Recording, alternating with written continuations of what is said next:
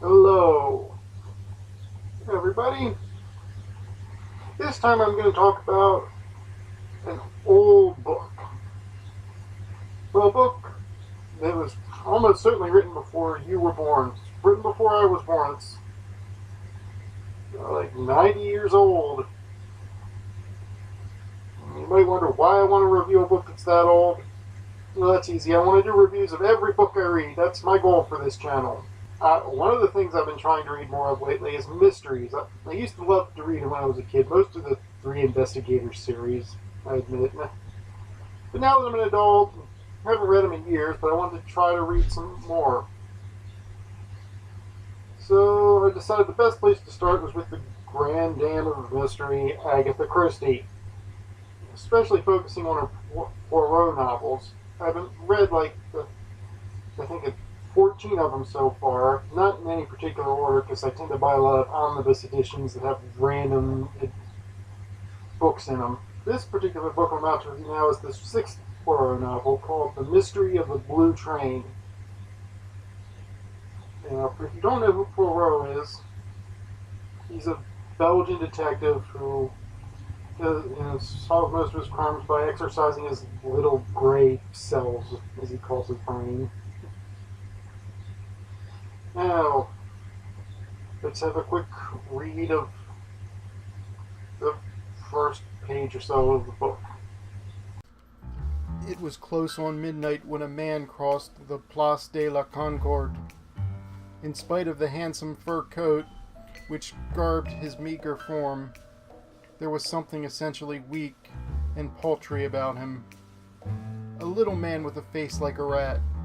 A man, one would say, who could never play a conspicuous part or rise to prominence in any sphere. And yet, in leaping to such a conclusion, an onlooker would have been wrong.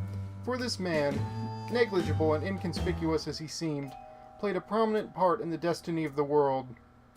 In an empire where rats ruled, he was the king of the rats. Even now, an embassy awaited his return, but he had business to do first. Business of which the embassy was not officially cognizant. His face gleamed white and sharp in the moonlight.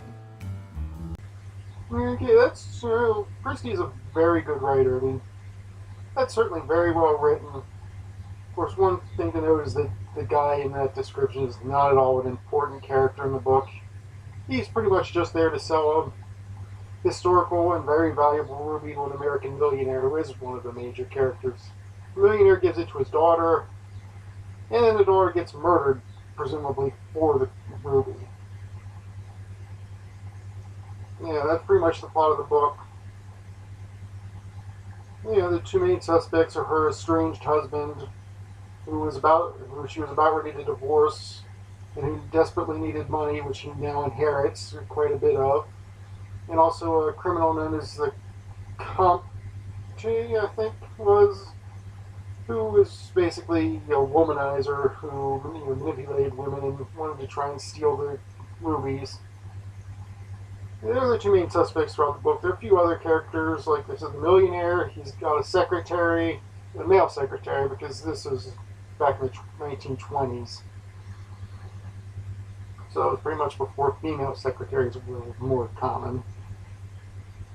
And there's also a young woman who recently managed to inherit a large sum of money, who is pretty much one of the major characters. Also the love interest for the estranged husband and the secretary. I'm not going to go into any great details because this is a mystery. I don't want to spoil it by telling you who did it. But it's a very complex plot, as is usual with Christie, and it's also one where you generally have a hard time, or at least I had a hard time figuring out who it was going to be.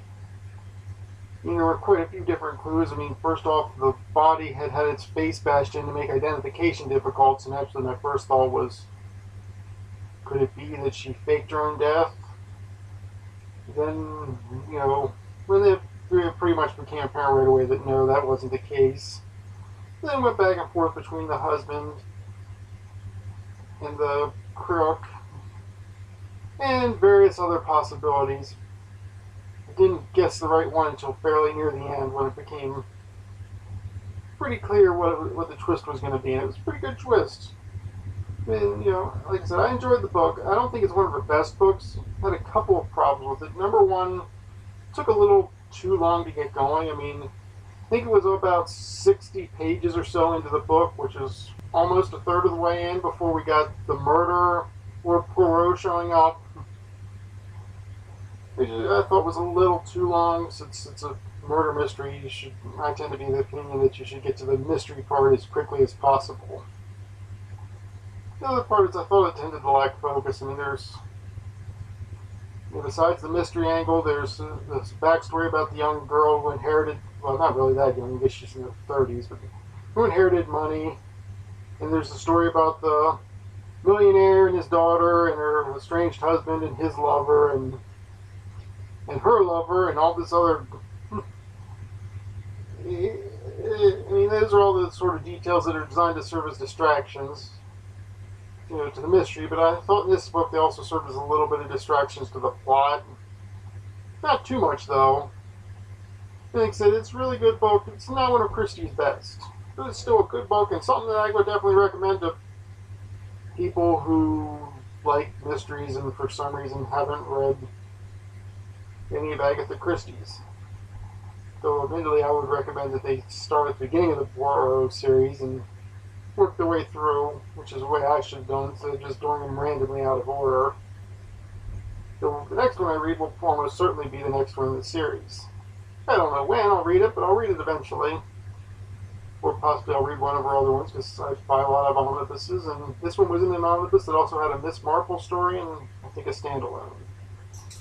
I don't know when I'll get to those. Maybe next month. Maybe later this month.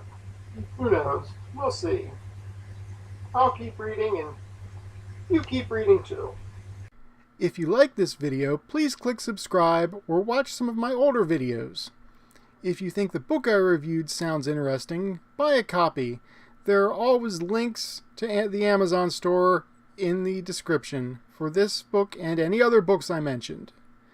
If you have any suggestions on other books I could read, or any other comments, queries, insults, or anything else you want to say, please feel free to mention it in the comments section.